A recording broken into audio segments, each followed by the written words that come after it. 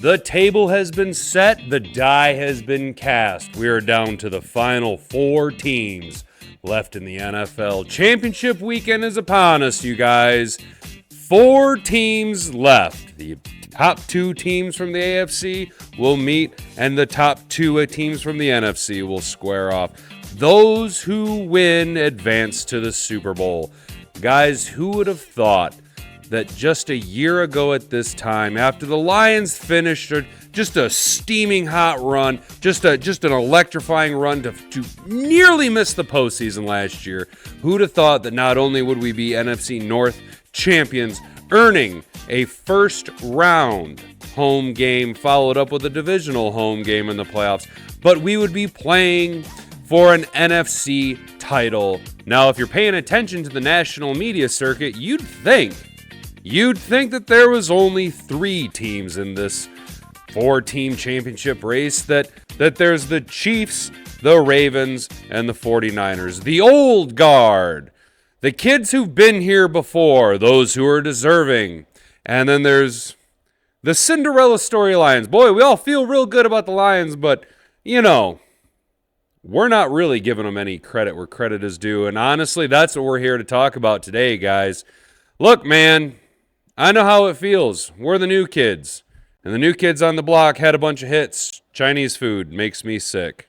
We're going to talk a little bit about the disrespect that's been going around. A lot of things that I've been seeing that I'm just sick of it. And I'm tired of living in an echo chamber where only those of us here in the know realize what's going on. And it seems to be groundbreaking news to the rest of the media. I'm Hat and Beard. This is the Hat and Beard Show. We're here to say the quiet part out loud. Let's get into it, fellas. We're going to get up, and on the way up, we're going to bite a kneecap off.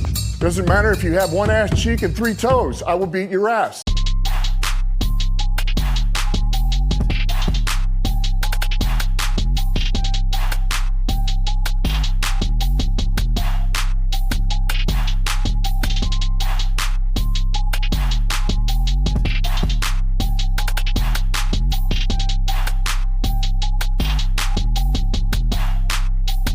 All right, hey guy, welcome back to the channel. I, of course, am your host with the mostest Hat and Beard. Around here, we talk about the Detroit Lions, guys. It's been a crazy season for us. It's been a crazy season, and it's coming to a big surprise to a lot of the national media. But those of us who've been following the Lions for their whole lives now have been trying to tell people that things are different.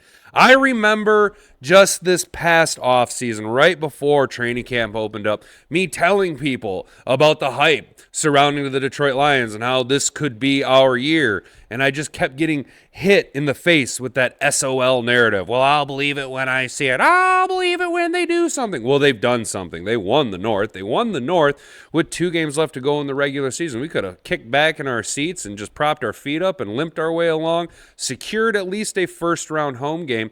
But instead, we decided to fight, and we, had some situations down in Dallas that didn't bode our way, but it put us on a national media cycle. It put our name in the story, or in the national news story cycle, and it started to get us out there a little bit, and people kind of started getting on the Detroit Lions hype train. But I've been telling you guys, and you guys know that things have been different the moment Dan Campbell stepped in the building.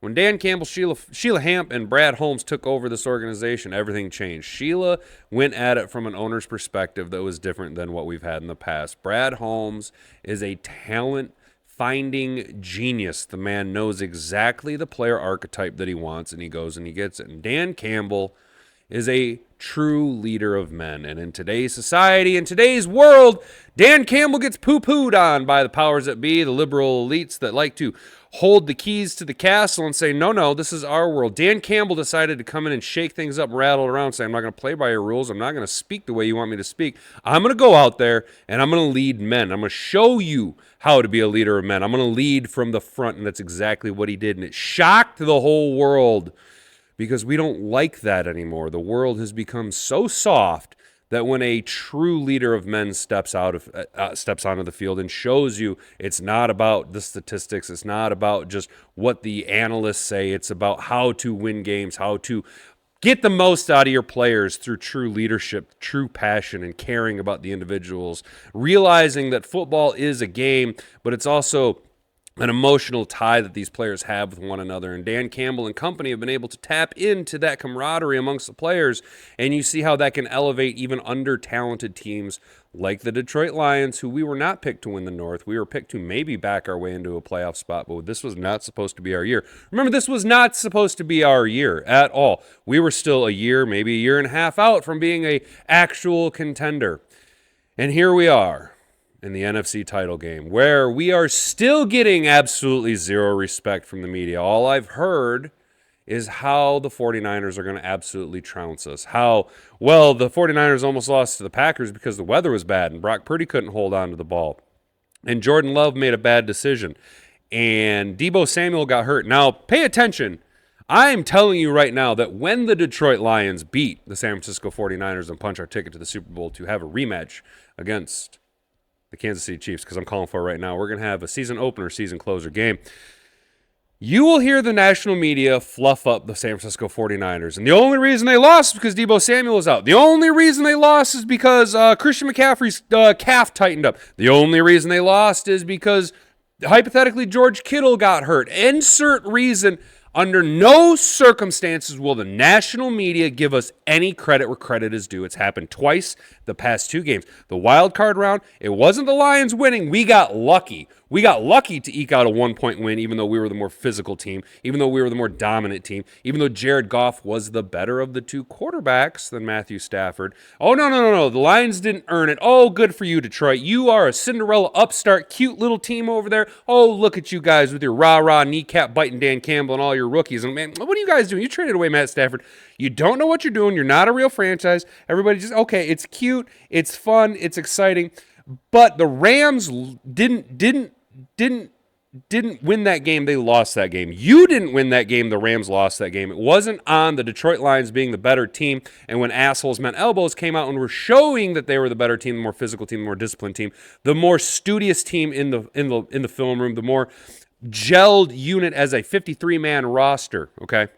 No. The Rams lost that game. Okay, fine. The Lions didn't win that game. We got lucky. We won by 1 point, and our first playoff win in 32 years, we got lucky. Fine. Have it your way. We can all, oh, great. It was a fun story that the Lions won their first playoff game. Fun little story. Good for Detroit. Good for you guys. Okay, but now you have to play Tampa Bay. And Tampa is a real team, and we really like that story because, Mike Evans is really, really good. And they were just in a Super Bowl a couple years ago with Thomas Brady and, Baker Mayfield. But Tampa's a real team. Detroit, even though you're favored in this game, we're still not going to give you any credit. And that happened again this week. Monday morning rolled around. You guys, Sunday, we took it to the Bucs, right? The only thing that I wish we would have seen more of would be ball control. I wanted to see Monty grind the clock a little bit more, but we went away from that and went with the dash instead of the smash with Gibbs, and it was productive as all get out. Gibbs had, 7 carries for 70 yards and a touchdown, 4 catches for 40, so he had over 100 yards of production on just over 10 touches and a touchdown. Jahmyr Gibbs is special. Point blank. There's no getting around that.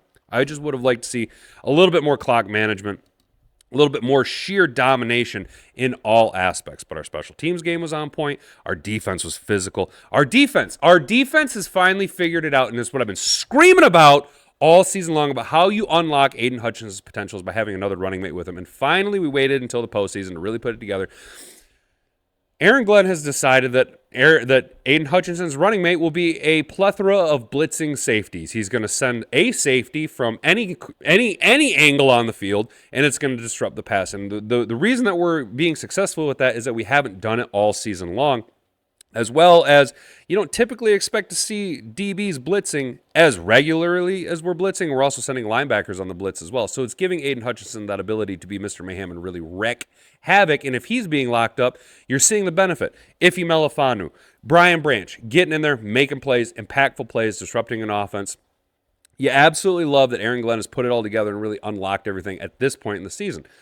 Probably solidifying himself a head coaching job. Again, I'm not necessarily going to be disappointed if Aaron Glenn decides to even take a head coaching job, just because I think that Aaron Glenn will be a better head coach than he is a defensive coordinator, in the same aspect that I don't think Dan Campbell would be nearly as a successful offensive coordinator as he is a head coach. Both of those two individuals are natural bred leaders of men, right? It's in their DNA. It's who they are. They go out there and they lead the troops into battle. And I'm not saying Aaron Glenn's a bad defensive coordinator. I'm just saying he'll be a better head coach than he will be a defensive coordinator when he can have full control over a team, the emotional integrity, and the direction in which the team is traversing instead of just breaking down the X's and O's. In that same vein, I have an unfortunately bad feeling that Ben Johnson will be a much more successful head coordinator than he would be a head coach for that very same reason. Ben Johnson doesn't seem as rah-rah leader of men as say, Dan Campbell or Aaron Glenn. He seems like a much more X's and O's type individual. Is that a bad thing? No. Do I hope other teams see that? Yes. Do I hope the Lions pay Ben Johnson like $12 million a year to keep him as our offensive coordinator, assistant head coach for the next 5-7 years? Of course I do, because Ben Johnson fixed Jared Goff. Remember, Jared Goff, lost, forgotten. We're going to give away you 2 first-round picks and a second or third-round pick in exchange for Matt Stafford because we don't believe in you, Jared Goff. And Jared Goff came into Detroit, broken down, beaten, kicked to the curb, left for dead, just like the city of Detroit. And what did Ben Johnson do? He rebuilt Jared Goff, rebuilt his confidence, and tailor-made an offensive scheme that utilizes Jared Goff's strengths and minimizes Jared Goff's weaknesses. Back to my original point, the Tampa Bay game, look, we were in just control of the game. Yeah, it came down to a one drive at the end of the game. And what did our team do? Derek Barnes, when the lights were biggest, when the stage was the brightest it could possibly be, all eyes on you, bro. What did you do? You go and get your first career INT. You go and set the tone, lock the game down, and we're kneeling out the clock, baby. Derek Barnes, who I myself have dogged all season long for his terrible pass coverage ability, goes out and shuts up people like me, sticks it right in my eye, and says, hey, Hat, guess what? I can cover cats. I can cover cats, and I'm going to sell out, and I'm going to go and make this play. I'm going to give it all I got, and I'm going to sell out at the exact moment when it mattered, and when it mattered most, he delivered a play. Hallelujah. The Lions dominated the Bucs, but all I've heard from the news media, the national media cycle, is how, well, if Mike Evans would have given a little bit more effort, he wouldn't have had the ball ricochet off of him early on in the first quarter and have GJ come away with that interception. If Mike Evans would have tried to fight for the pass on the two-point conversion where Ife Melifonwu broke up the two-point conversion and it looked like it could have been possible pass interference, although Melifonwu's head did get around and Mike Evans, the trajectory of his body wasn't initially changed. The ball was a little bit underthrown. However, if he'd have stopped and let Melifonwu crash into him, he would have gotten a clear pass interference. All I've heard is how Mike Evans didn't try. Mike Evans let him down. Mike Evans, is he really committed to this team because his contract is running up? You know, Baker Mayfield was getting beaten, broken down. Well, they couldn't get the running game going. Well, they can't get to Goff. Okay. So if Mike Evans is scared to catch passes, maybe we're doing something legit in the defensive backfield and we're being physical. If the running game can't get established, maybe our defense is doing what we've done all season long and shut down your run game, making your offense one-dimensional. If Baker Mayfield's getting broken down, beaten, and bloodied, and battered, maybe our defense is being even more physical than that touted Tampa offensive line. Maybe we're doing something right. Maybe we're doing all the right things instead of saying that our opponents are doing all the wrong things, because we're no longer playing down to our opponent's level. We're setting a tone and making the teams come out and go after us and try and play our ball. Case in point, when Todd Bowles tried to be Dan Campbell and go for 2 early on in the fourth quarter. Right? Who do you think you are? Todd Bowles, look, man, I got respect for you, dude. But you're going to come into our house and put on Dan Campbell paint? Really? You're going to try and be Dan Campbell in his own house with almost 70,000 screaming maniacs behind him? Nah, bro. That ain't how that's going to roll, dude. That ain't how we're going to play it, and that's not how it's going to work out. You can't pretend to be us, right? There's only one us. And the media needs to realize that, and they need to give us credit where credit is due. Look, all I'm hearing now about the San Francisco game is, you know, it's cute that Detroit has made it this far, but now they have to play with the big boys, and we're just not getting hardly any respect. Yeah, Rich Eisen is giving us support. You know, there's a couple of Kyle Brandt on NFL Network's giving us a little support, but like everyone just keeps talking about the big bad San Francisco 49ers. And you know what? They might come out and beat our ass, right? They might come out and just take it to us, right? But there's also a really good chance that we are being grossly underestimated here, that we are being not taken seriously enough. Look, we have the best offensive line in football. We have the best offensive line in the playoffs, right?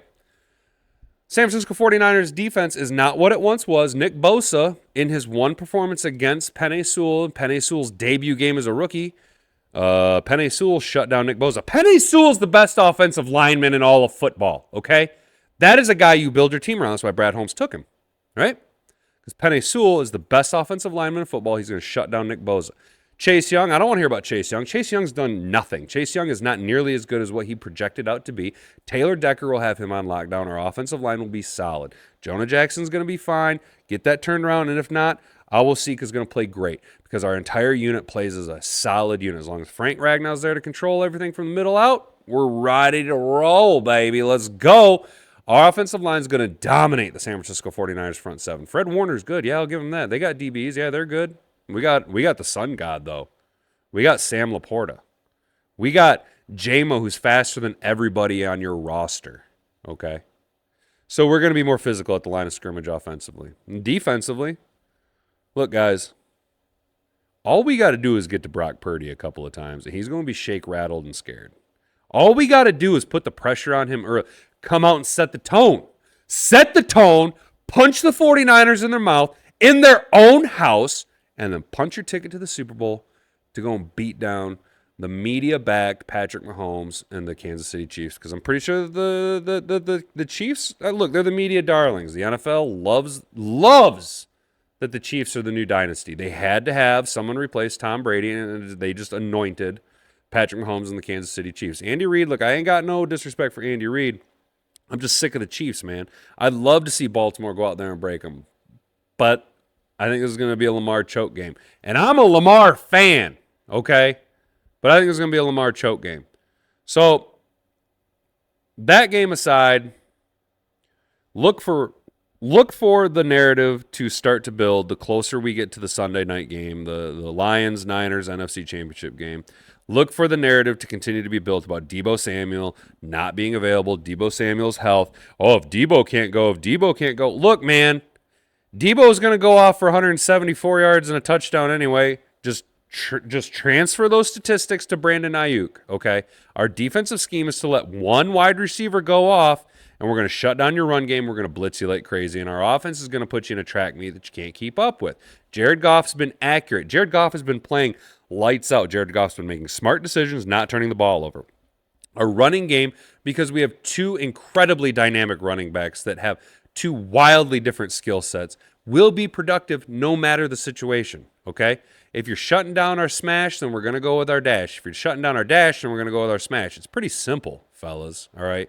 We got weapons all over the field. Look, the distribution of the ball on offense has been next level. We're talking Madden-type stats, okay? When Craig Reynolds is scoring touchdowns, when Josh Reynolds is catching touchdowns, okay, that's distribution. That is a full unit operating as a team with one goal in mind. We are as solid as they come. We are a better full unit, 53-man all the way across. Might not be as high as other teams, but when you put in the heart and desire that our team has built into them, the grittiness of the gritty Motor City, we are so much better than all four other teams in the playoffs. Look, this is our Super Bowl to have, okay?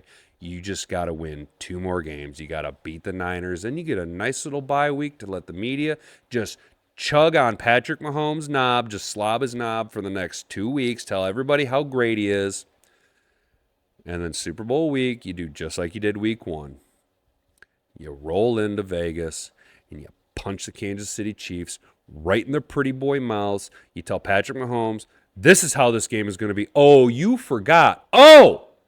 You thought Dan Campbell was playing when he said he was going to bite off a chunk of your kneecap. You might knock us down. We're going to take a chunk out of you. Look, man, guys, we're in the deep water. Just like Dan Campbell said in Hard Knocks, we're out in the deep water with the big boys. We're gonna survive. You ain't. We've got it in us. You might have been there before, but we have it built in our DNA. Every player is a champion in their DNA on this team, and we're ready for it. This is our year.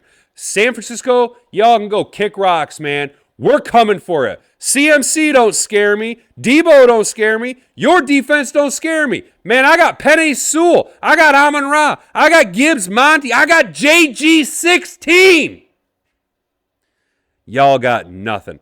That's going to do it for me, guys. I've been Hat and Beard. You've been an attentive audience. Look, I'm getting burnt out a little bit. Work's been hell.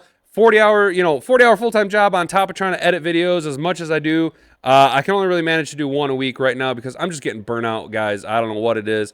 Trying to figure it all out, but as we stabilize and order the chaos, things will get better. Transition into the offseason, we'll start talking draft stuff. Right now, one goal on the mind, taking it to the Niners. Guys, frig off.